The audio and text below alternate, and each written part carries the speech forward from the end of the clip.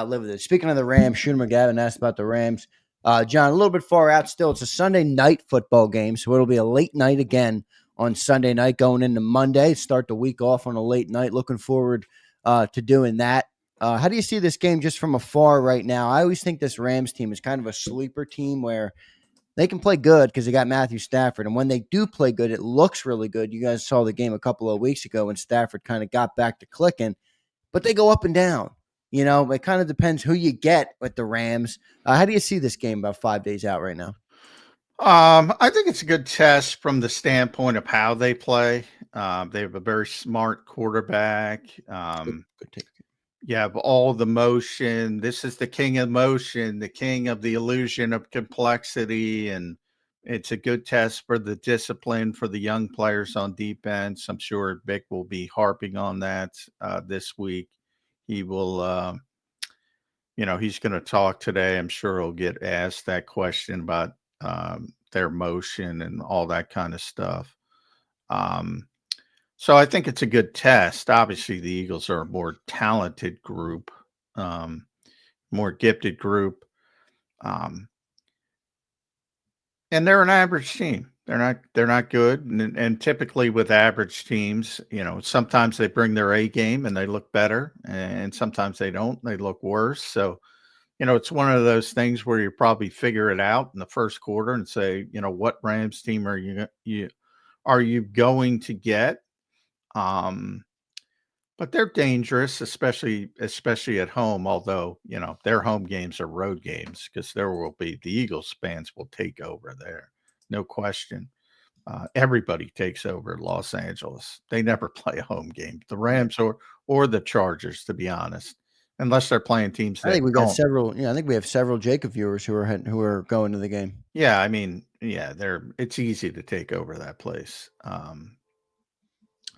But I mean, going cross country is never fun for football teams. So you factor that in a little bit. But the Eagles are just a better team, and they need to handle their business if they want to keep up with Detroit and be in the conversation for being the number one seed, because that's still in the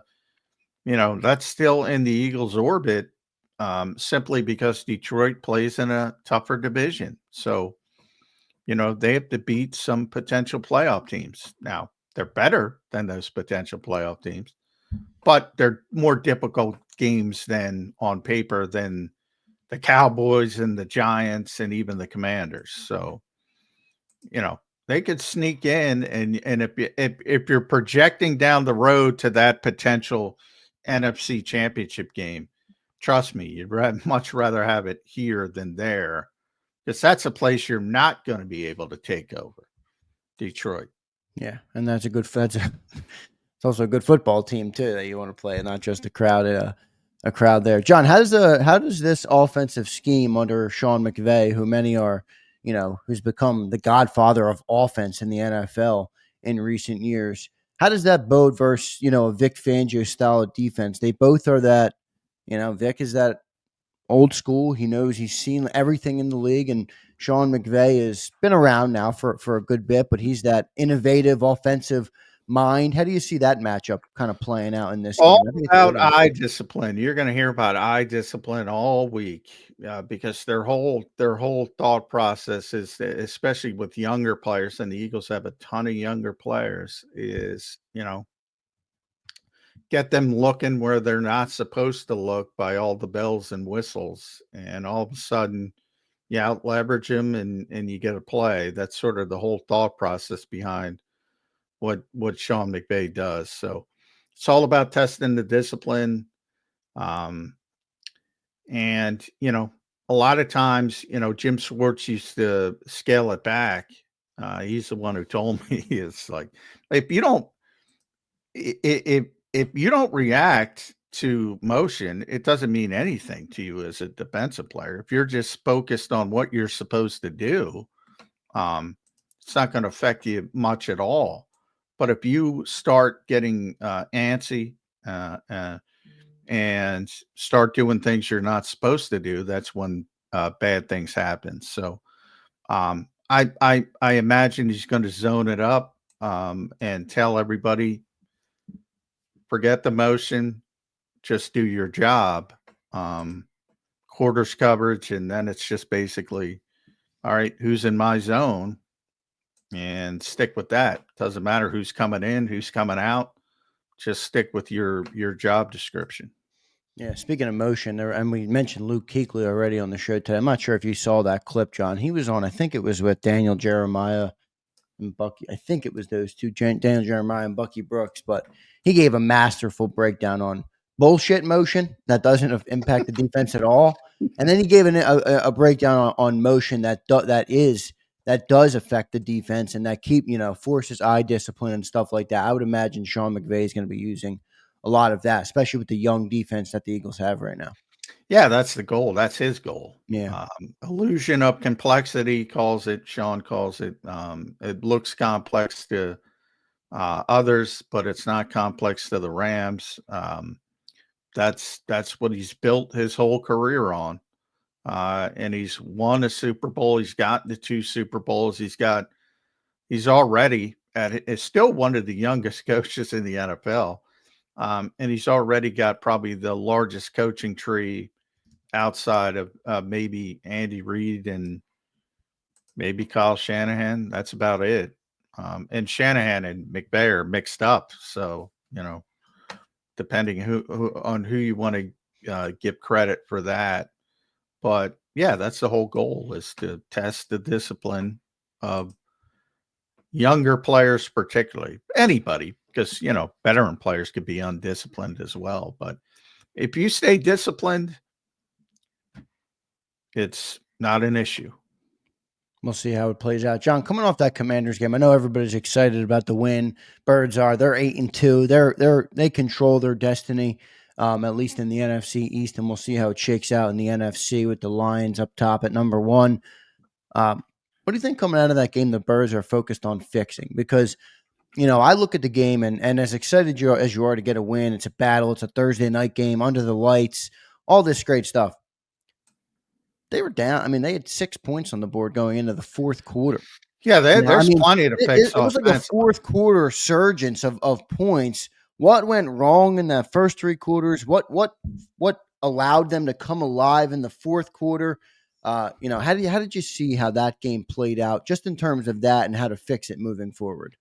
Well, the offense is, there's not much to fix on the defense. You never want to say that. It was close. Yeah, I mean, you can't play much better than the defense has been playing.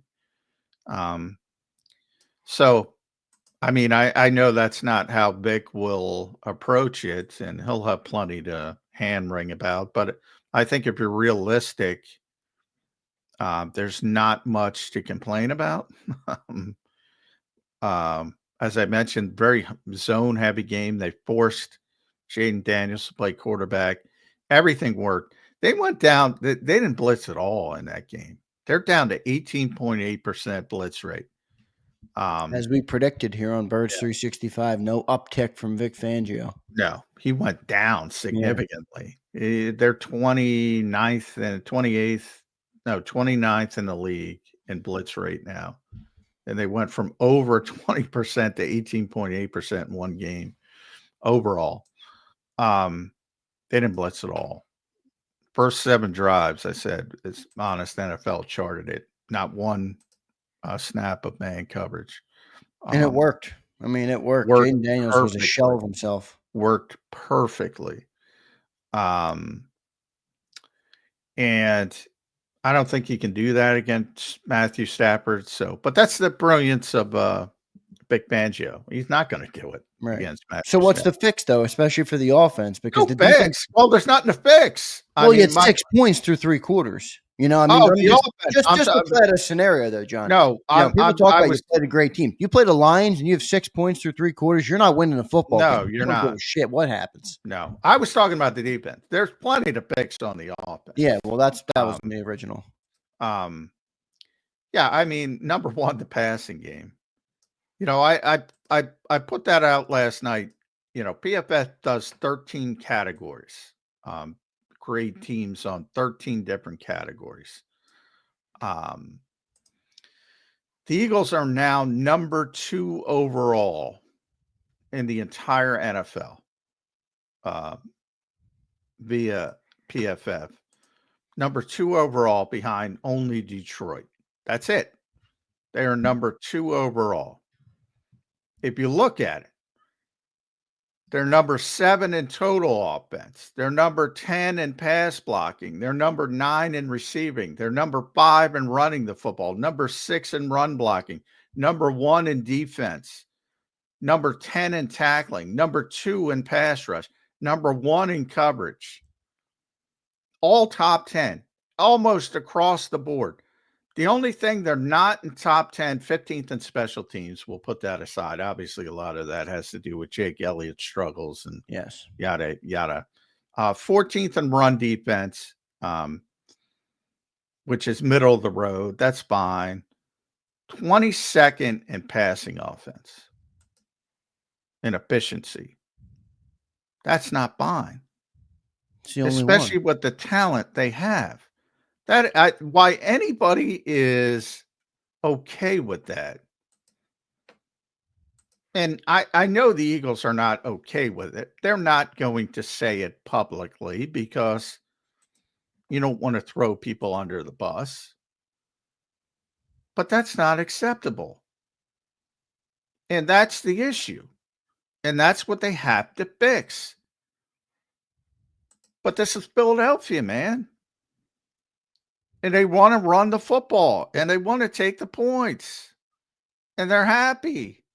And they're not going to complain about it. But if the Eagles want to go where they want to go, they got to fix the fucking passing offense.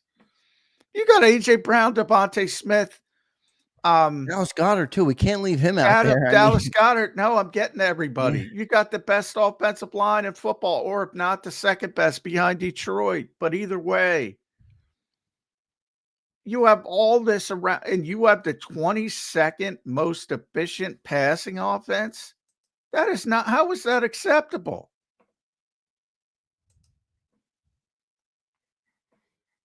I don't know. You know, as long as you're running the football, as long as you're winning games,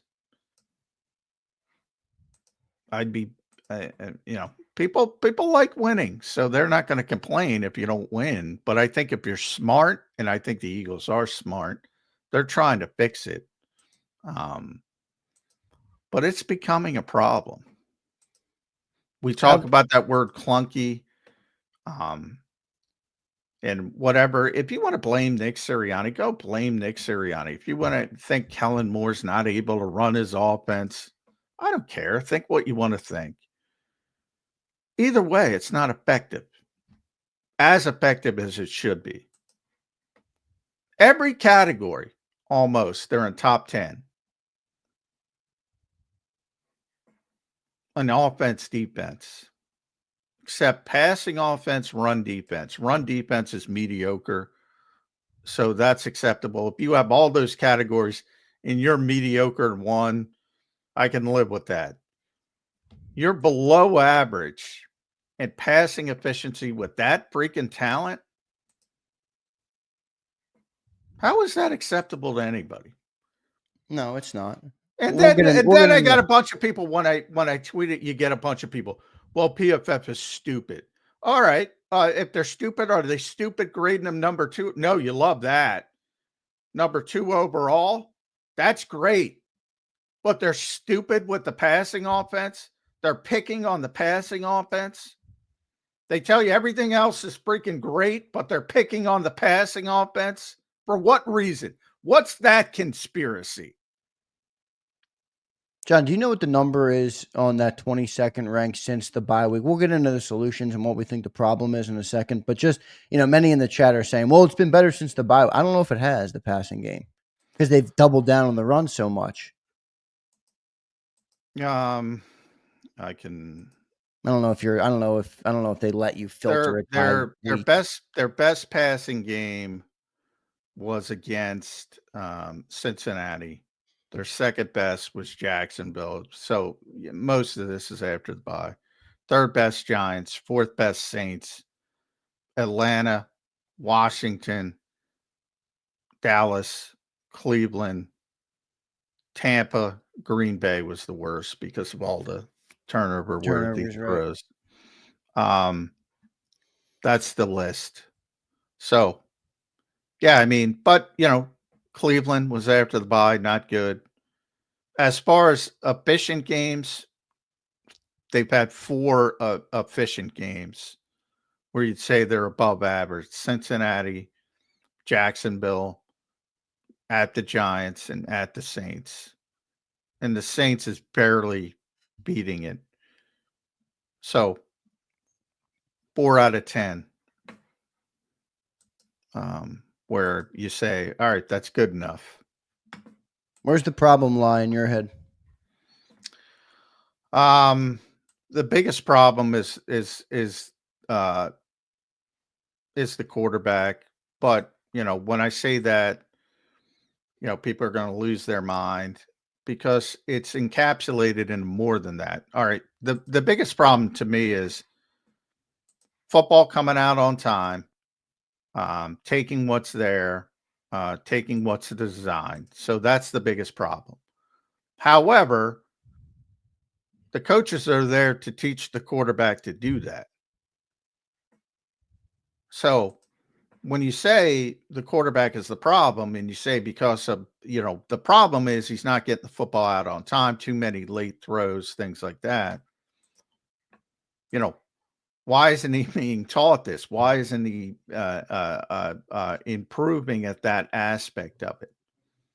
And again, if you want to blame Nick Sirianni, protect Kellen Moore, by all means. If that makes you feel better, feel better.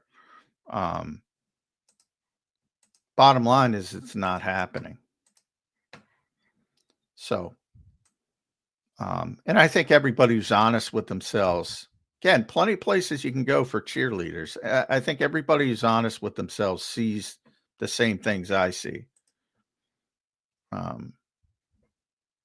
Way too 4 or 5 times a game you're saying, all right, that ball's got to come out. That ball's got to come out. Why isn't it coming out? And that a lot of people share in, not just the quarterback.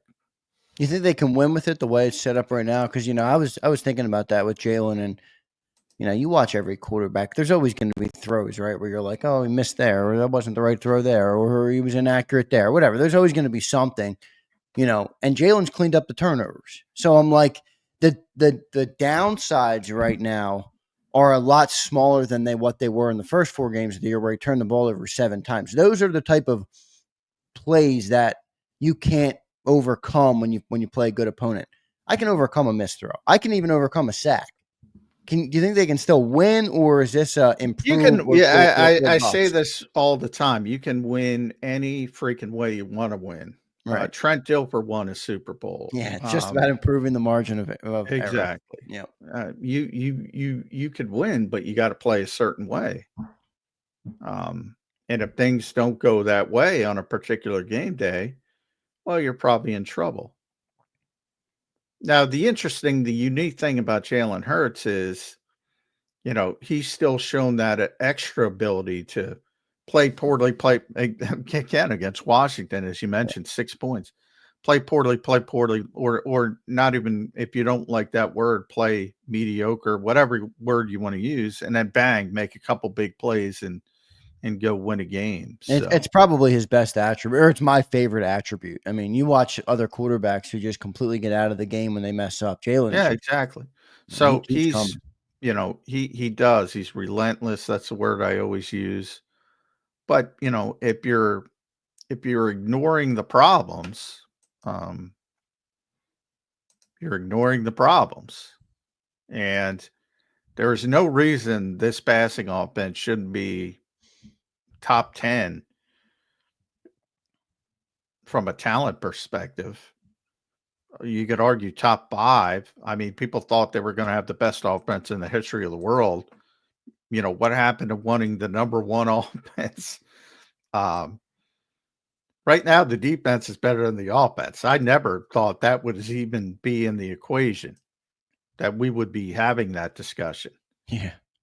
But the defense picked them up against Washington. Yes, they did. The defense has been great all year. I mean, shit, when you're ranked like they are in defense, it makes it a lot easier on your offense to win football games. I'll remind everybody, if that defense wasn't playing that good, we would not have won the Commanders game. We went into that fourth quarter with 6 points on the board. We're lucky it was a 10-6 game. So the defense is doing more than their part, arguably. John, we always talk about players first.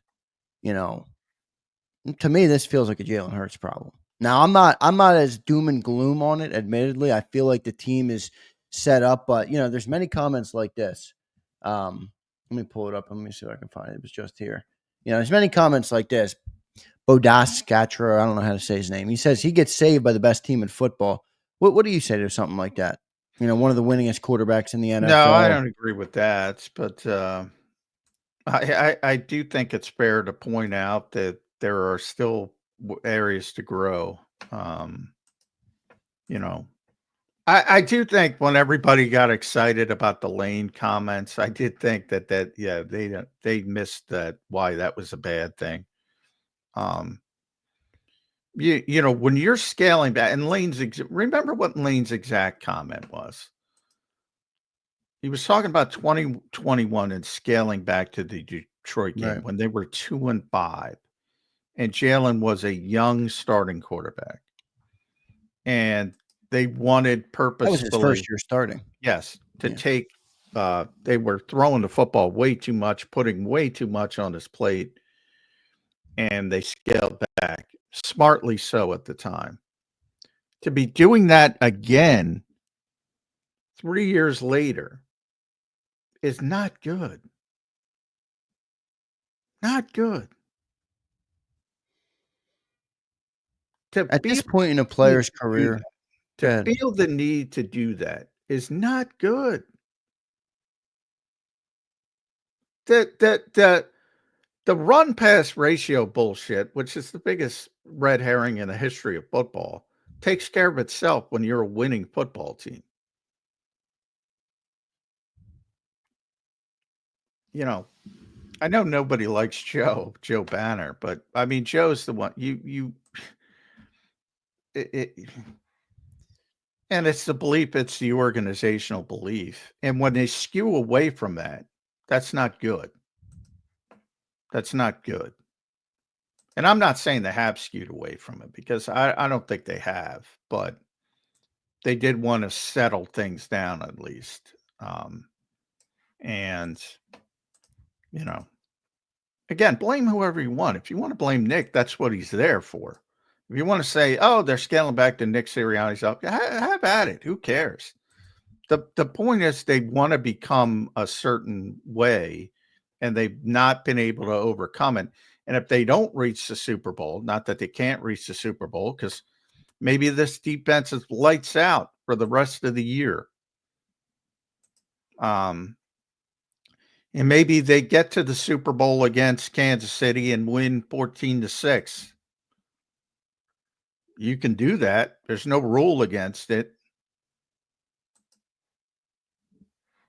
I wouldn't bet on it, but you could do it. In this era, I think eventually you're going to hit an offense that is going to score some points. I And it's mean, you probably would going to be think, yeah. Detroit. It's probably going to be Detroit. Um, and maybe somebody else does you a favor. Maybe somebody knocks off Detroit. They have a shitty game, another 5 interception game. A lot of things They might win. They might still win, John. might still win, but a lot of things can happen. Injuries still to come. But I gave you all the numbers. They're top 10 in basically everything except 2 things: run defense and passing offense. Um, and run defense, that they're mediocre. It's acceptable. You can't do everything perfectly.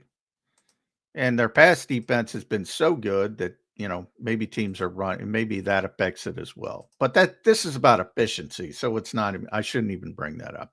The efficiency is mediocre on run defense. Passing offense, it's below mediocre. again with A.J. Brown, Devontae Smith, Dallas Goedert, Lane Johnson, Jordan Mailata, et cetera, et cetera, et cetera. And if you look at those individual grades, they're all playing off the charts, basically. They're playing like they're how they're supposed to play. Right.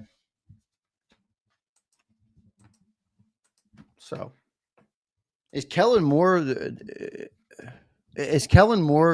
viewed by this organization then as a failure no, to this they're point? 8-2. They're 8-2. Yeah, I know, but why was They he don't brought view here? anyone as a failure. Well, I know, But but I, hear me I, out. They I were think it's 10-1 last ironic. year, and their offensive coordinator was deemed a failure. They're 22nd in passing right now. Was Kellen Moore brought here to hand the ball off to Saquon Barkley and say, "Oh wow, we got another 200-yard game," or was he brought here to improve the passing game? Now we could put more of it on Jalen. That's a fine response. If you think, okay, it's not Kellen, it's Jalen, that's fine. But is it Kellen? And if it is Kellen, wouldn't that mean he's not living up to what he was brought here to do, which presumably is to improve the passing game of the Philadelphia Eagles offense? Yeah, he was definitely brought here to improve the passing game and improve the quarterback, number one, and help the quarterback. So by that definition, it has not worked out to where they want it to have worked out. But again, that doesn't mean it can't work out. And that doesn't mean you can't have growing pains and grow from it. Right. That's fine. But right now, and this has been the history of the Eagles, and it's not necessarily a bad thing, except when you're looking at the overall bigger picture. When they get in the guts of a season, and again, I think this is mainly a positive for Nick. They just want to win the next game. That's it. By hook or by crook. Right. And right now that has meant doing other things away from the passing offense. Yeah, because you don't fix something like this in the middle of a season. You just keep rolling and you try and win games, like you said. But that's why I said when Lane said what he said and everybody basically cheered, I was like, yeah, that's not necessarily a good thing. I mean, it's not necessarily a good thing. But if Vic keeps this defense humming like they're humming, number one defense overall. I think they're number two by traditional models, but number one defense in the NFL. I would have put you in a sanitarium if you would have said that was oh going my to happen. gosh. I mean, that is crazy. That is crazy. And by the way, Vic Fangio's never had a number one defense. Never. The Eagles haven't had a number one defense since Bud Carson. Jonathan Gannon's defense was number two. They were 12 yards away from being number one, but they were number two in the Super Bowl season. And again, they're number two now by that model, number one by PFF. Whatever. They tackle well, they rush well, they cover well. That's everything. Top 10 in everything. Number one defense overall. Can they sustain that? I don't think they can. I don't either. I also don't think they need to. No, they don't. Well, they shouldn't. They might have to. If you want to play this way, Right. They might have to. Yeah, if they don't improve the passing game, they're gonna have to, or else they might get busted by a good team. A couple super chats on this topic, John. I do think it's an interesting one, and people in the chat. I mean, guys, I love you all, but why do people get so like? We're not crying. We're analyzing the football. This is a football show, guys. Right. It's we're not crying. I'm not bitching. We're not. Trust me, I don't trust me. We're analyzing the football team. I do not care to cry. I don't care. Yeah, I don't. I mean, good Lord. Jay Perfect checks in. I mean, if you disagree, that's fine. But we're not crying about it. We're analyzing the game. If you have a problem with it, then go to another show. Jay Perfect says, for context, they have pulled starters out 2 games and haven't been playing from behind much in the fourth. But yes, there is a minor passing problem. Well, I talk about it all the time, but yes, they've gotten leads and they close out games by running the football, which is what I talk about. The run pass stuff takes care of itself. Um, if you're winning football games, right now they're winning football games, so it's skewed. Once if they get behind and will have to throw the ball, yes, you'll get a better indication of where they are and are they capable of doing that. And you don't even necessarily want to be. Hey, if everything could stay the same and you're winning in the fourth quarter by 2 scores and your defense is playing lights out and you never have to be tested, that's great. Is it realistic? Probably not. So we'll see when it happens, basically. They have the talent to do it. I don't think there's any question about that. The efficiency to this point is not up to the talent level. That's it. I don't know how anybody could argue with that. I really don't.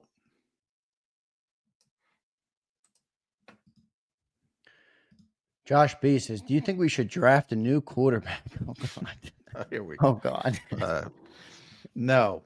Um, no. They're fine at quarterback and even a backup quarterback.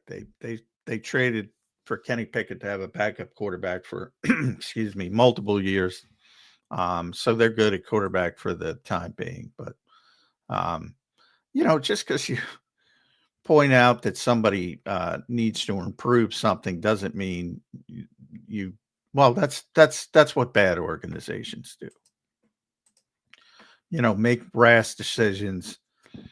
Jalen Hurts does many things well, and there are games he's won by himself this year, lifted with big runs and big plays and extended big first downs. Um, Again, all of this is based on winning the Super Bowl. They're already a good team. They're already a playoff team. Yeah. This is all based on going to the ultimate goal. Can you get there? You're already a very good team. Well, some people say, John, they're a Super Bowl contender with Jalen Hurts, and they're a pocket passing quarterback away from a dynasty when you look at this roster. I know you say we overrate the roster a lot. You think that's um, Well, yeah, a I gross I think embellishment? yeah, I think, they're very top heavy, obviously, and they've stayed very healthy. So I think you haven't seen some of the issues you see with other teams um, when you start having play depth players. You saw little hints of it. I mean, they're god awful when AJ's not on the field offensively. Um, but only in that case, it was 3 games. Um, you lost Dallas for 3 games, game here and there, but no significant injuries for the most part. Uh, and that's been a very positive, and it always is. Sometimes you got to get a little bit lucky. And to this point, the Eagles have gotten lucky on the health front, and that's a good thing. But yeah, I don't think the depth is necessarily as good as people think it is. At certain positions, certain, some Depth is certainly not that great, but shit, they got a good. Every time we talk about those offensive weapons, I think about John. Are you into the? There is another line of thinking out there that I would challenge, but I'd like to get your take on it. Are you under the impression that at 5 years into the league now, Jalen is what he is, or do you believe he can no, evolve and get better? And I don't think anybody's is where they are yeah, I agree. because this game moves so fast. Now you're either going backwards or forward. You can go backward too. But no, I mean he's a very young player still. 26, yeah. Um, Tom Brady will tell you he's learning into his 30s, well Yeah, I into his say that all the 30s. time. He was a better quarterback in his late 30s and maybe even Yeah. his early 40s than he was in his 20s. Yeah. So the more stuff you see, the better you get. Um, and that's why some of these guys can play into their 40s or near 40, you know, Stafford, you're going to see one of them now. Stafford, he's not the same what he was physically, but he's smarter. He understands things better.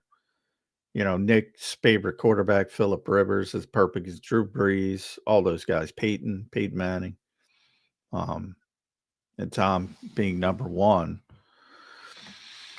You always get better. Always, always, always. If you're, going in the right direction. And I think Jalen's going in the right direction. Well, they're winning games as he's learning. Isn't that? I mean, you could view that as a positive. It's very positive. Better than the alternative, obviously. Very positive. 39-9, as I said. And you can't take out the collapse. Yeah, you can't take them out, unfortunately. Even 40-14 is what the number is. So, I don't know anybody else except Kansas City in that range. So, I mean, what are we talking about? We got a doom and gloom super chat here. Nick Gonzalez. I think our linebackers get exposed this week by McVay. You're telling me you think Zach Bond is coming down to earth this week, Nick Gonzalez? John, what do you say to that? Well, this is the week. Yeah. This is a big test for this defense. It is from it because it's a very young defense, and it's kind of a must-win game for the Rams if they want a chance. Yeah. Oh, they want. Yeah, they definitely. Now they have a lot of talent issues, so it's not like they're gonna. But they are going to do the stuff that tests the discipline of the defense. That's what Sean does. He beat Stephon Gilmore earlier this year, who's, former defensive player of the year. I don't know how old he is, 34, 30, obviously he's not the same player he was, but he won a game by getting Stephon Gilmore to be undisciplined and getting a big first down late in the game that sort of clinched the game. Yeah, that's what he does. So he will, and that's a guy who's seen it all. So it's a big test for the defense this week.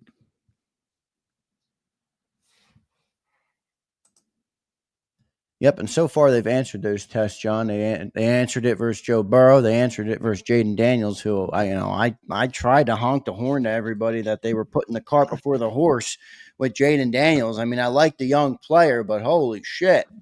Everybody was ready to enshrine him into Canton, John, after his first 8 games. I'm like, good Lord. But anyway, Birds got the win there. So they've answered the test so far. It'll be interesting to see this week, though, with obviously a very good offensive mind. We joke all the time, if you had a cup of coffee with McVay, you're the next offensive coordinator in the league. So head coach, man. Forget about coordinator. Yeah, head coach, right. Chris Shula, that's a friend of Nick Sirianni. Now he's a defensive guy, but so it's tougher for them. But if you're Kevin O'Connell, there's so many. There's so many on the Sean McVay. And the guy's I think he's 38 now. Which is unbelievable. And yeah, he's the guy that everybody looks at. You want the next Sean McVay. You want the next Sean McVay.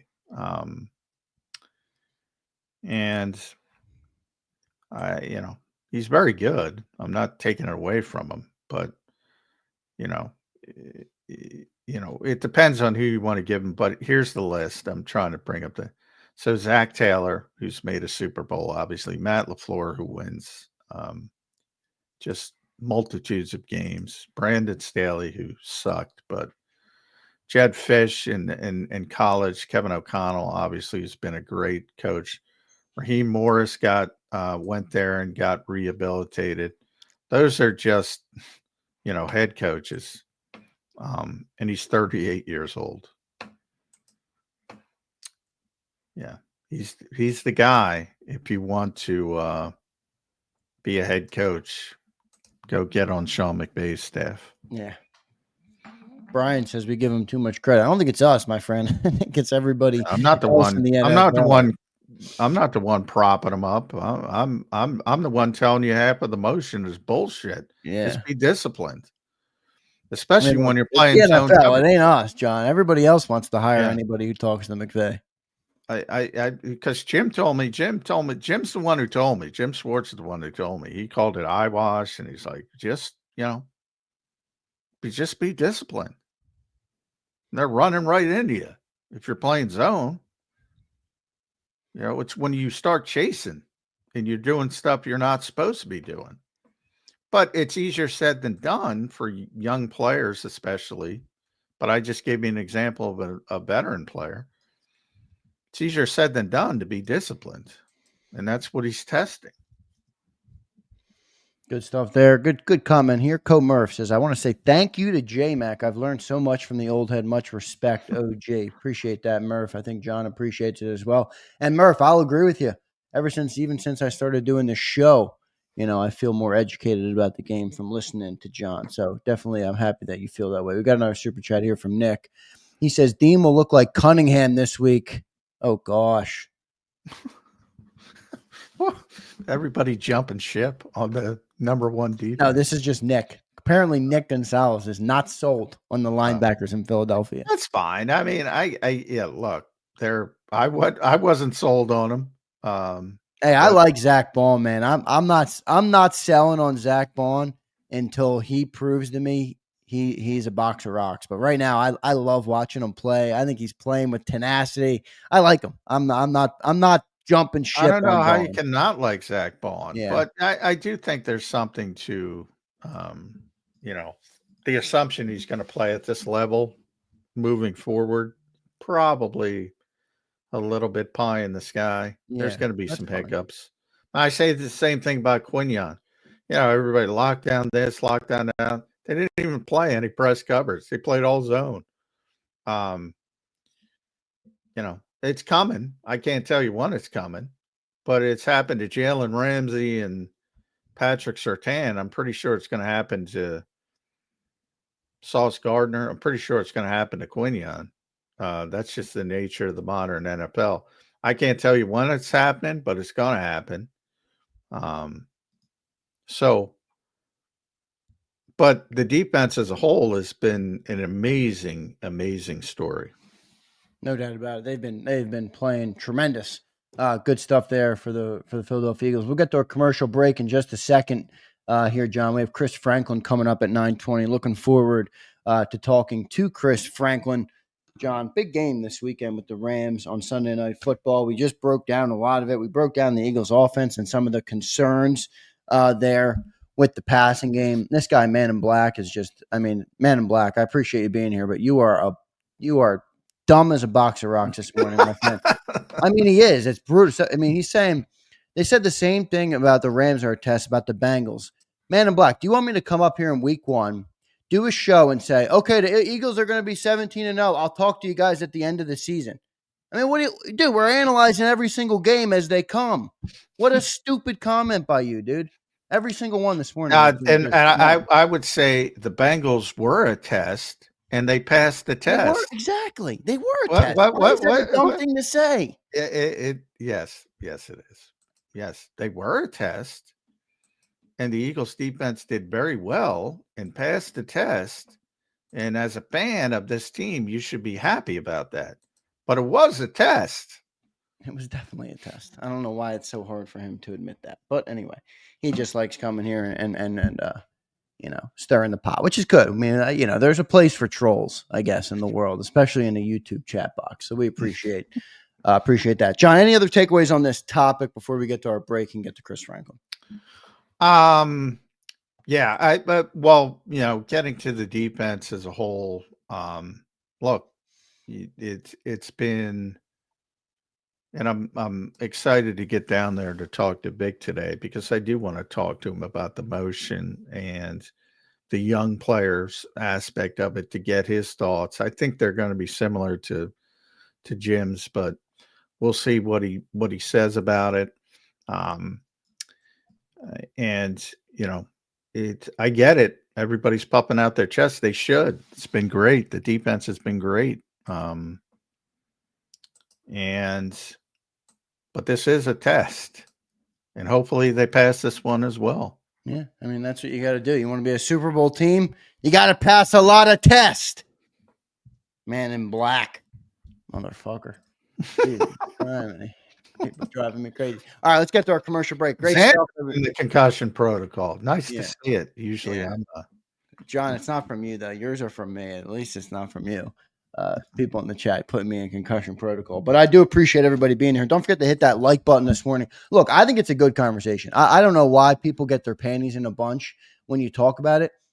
The offense looks great. a lot of people Game is the only. John gave you the metrics. They're top 10 in everything except the passing game. It's a conspiracy with AJ Brown, with Devontae Smith, with that. It's a good conversation. It's a great conversation about this football team and talking about them trying to get to the pinnacle of the sport and what they have to do to get there and some of the things that they have to fix to get there. It's all good conversation, and I appreciate it. We'll get to our commercial break now.